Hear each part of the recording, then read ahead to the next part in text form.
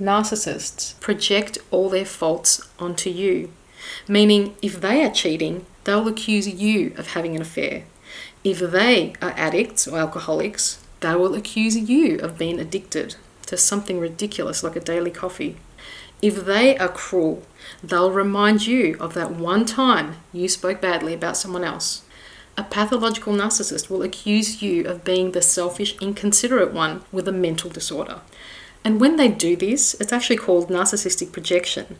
It's how they avoid taking responsibility for their behavior and shovel the burden onto you by using guilt and shame. They manipulate you to believe that they are the victims. And this ensures their abuse continues and the source, which is them, is never identified by you.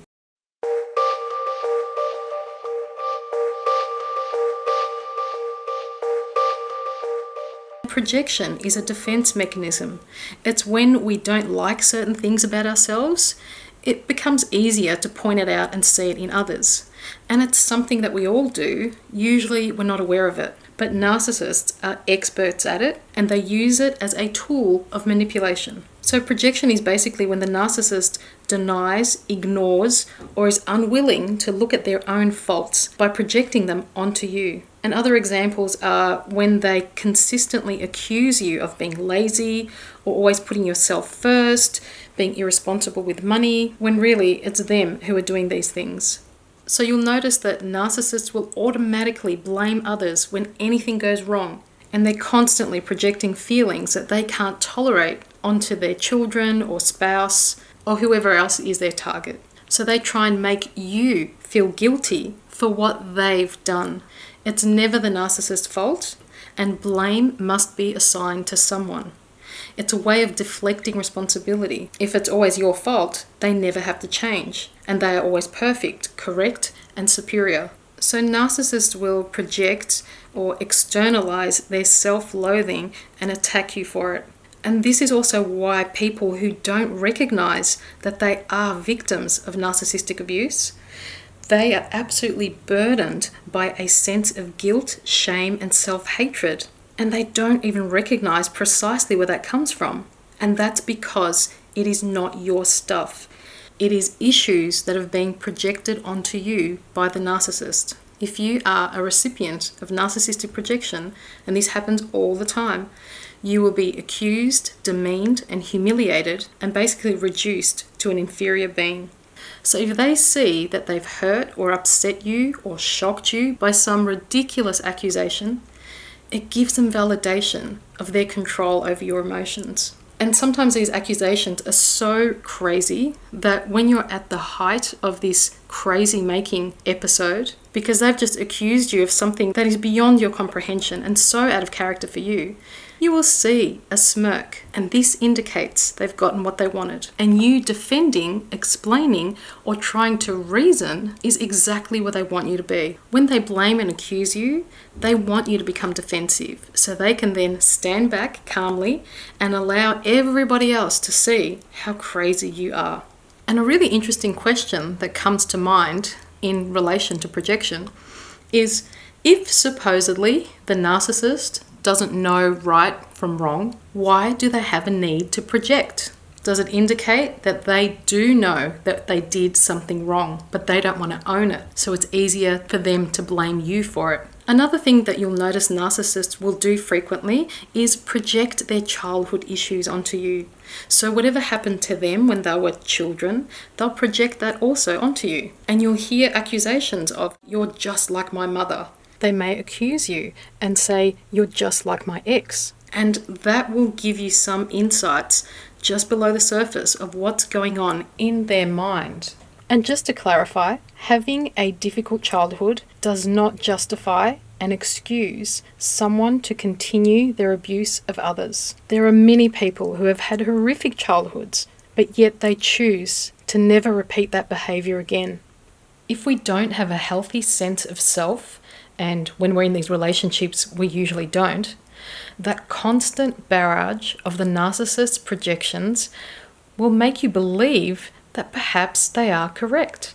Which brings me to another interesting point to make, and this is a similar but more complicated psychological defense, And that is a theory of projective identification. And this is how we take in the emotions, the delusions, the fantasies of the narcissist, and we start identifying with their accusations. We may start wondering whether they are right. We are lazy and stupid.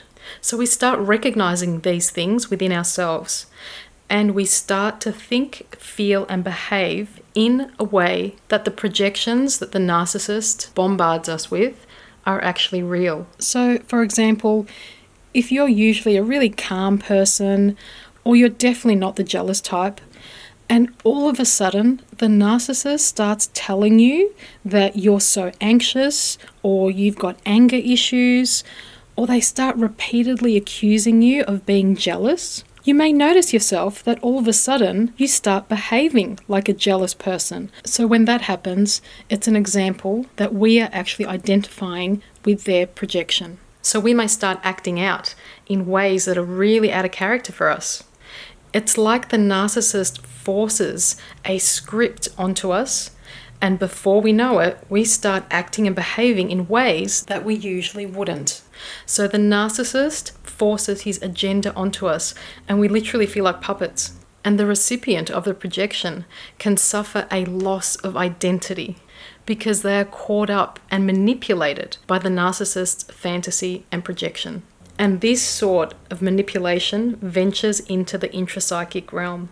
It's very subtle, extremely difficult to recognize, but very dangerous. And this is the part where we feel like we're starting to lose our soul.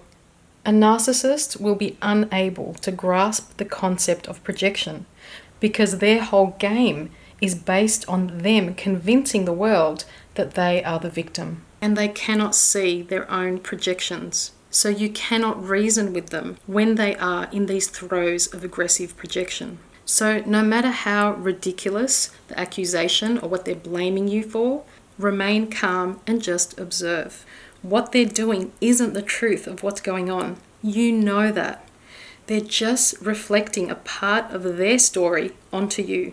If you're triggered and if you react to their ridiculous accusation, this is setting you up for psychological torture. It's exhausting and it'll make you question your sanity. So do not engage. And consider a narcissist's projections as confessions. And remember that if you bite back, you will drop into unconsciousness and perpetuate this cycle. And that is exactly what they want to and need you to do to continue their cycle of control. And like I said earlier, we all project. And a great sign of maturity is having the ability to own both the good and the not so good parts about ourselves. When we're psychologically immature, we tend to blame and accuse and see things in others that we are unwilling to see about ourselves. However, as we grow and we learn, we generally just start projecting less and less. If we are able to sit down and lovingly acknowledge our own inner fears, suppressed emotions, or insecurities, and if we don't become defensive or make assumptions, that is a great sign that we are becoming more balanced individuals, because nobody is ever all good or all bad. Whereas with the narcissistically personality disordered, they only ever see in black and white. So they are superior and everybody else is inferior. They are incapable and intolerant of seeing anything else. They will disown and reject all aspects that do not support their grandiose sense of self, which of course is a false self. And I think that most people would agree that being unwilling and rigid and entitled are not qualities that a healthy relationship is based on. Adult relationships are about maturing and evolving and taking self-responsibility. It takes a lot of self-awareness to confront projection. And unfortunately, self-reflection, accountability, or self-regulation are not characteristics that you can expect to see in these relationships.